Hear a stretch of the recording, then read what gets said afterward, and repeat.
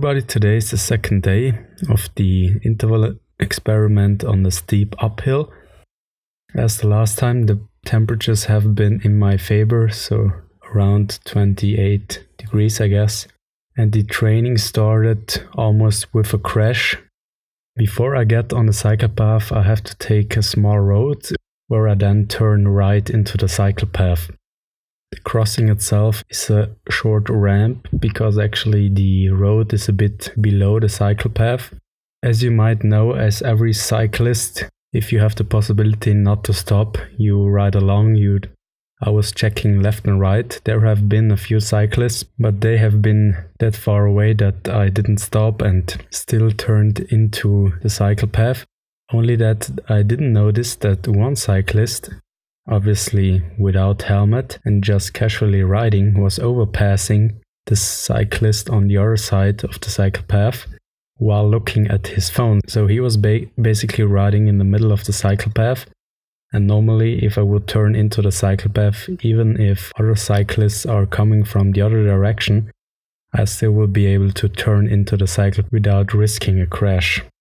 So the funny thing is he probably didn't even notice that we almost had a crash. We didn't touch. I was already that far on the right, so it was partially my fault that I didn't check and didn't stop, but it turned out pretty well. Then I rode along the cycle path only to notice that the barriers have been down of the railroad crossing. I didn't want to wait there as I was in the warm-up session. I decided to ride along the rails where actually the cycle path is until I would see the train, and then I would turn back to get to the railroad crossing again and then pass over to the other street where actually the uphill begins.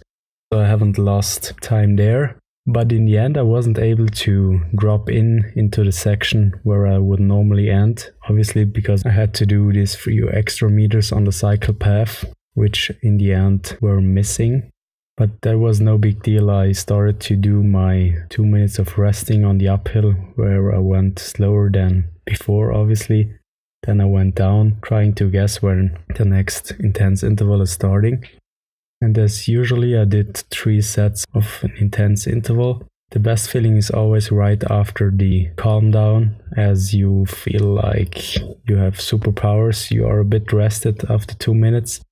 And the biggest mistake I always do is rushing on the first few meters when the intense interval starts. As I already said, you're rested and you think you can push yourself in even harder. But after 1 or 2 minutes, you notice that actually the pace you started with, you cannot maintain that over 5 minutes. At least I cannot do that.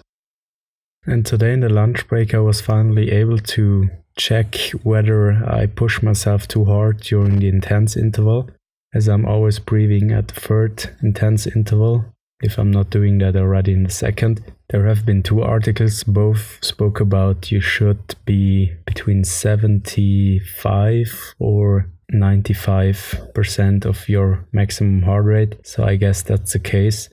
Until now I'm not using a heart rate monitor, but I definitely should, at least for one of the next trainings, just to see at least which heart rate I have during the intense interval. But for the meantime, I'm trying to see if I can speak a few words, and then if I have to grasp for air, and then I can speak a few words more. That's usually when I'm around 80 or 90% of my heart rate.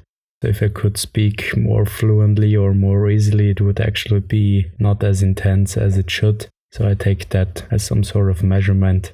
And what I really like about the route I'm taking always during the interval training is that it is not far from my hometown, but you get to be really quickly into nature. So today I saw some sort of hawk, or at least I think it was a hawk, flying over the forest road.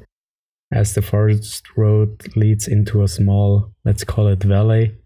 I guess some of you guys are thinking, why is he always riding the same track? Isn't it getting boring or something? For me, actually, I like to ride this track as it is close to my hometown and I get to see if I'm improving myself. So actually riding the same track or the same trail over and over again is helping me to see if I'm improving, as I have some sort of reference. If I always would ride different trails, or at least during training, I wouldn't have any reference point and I couldn't see if I'm improving or not.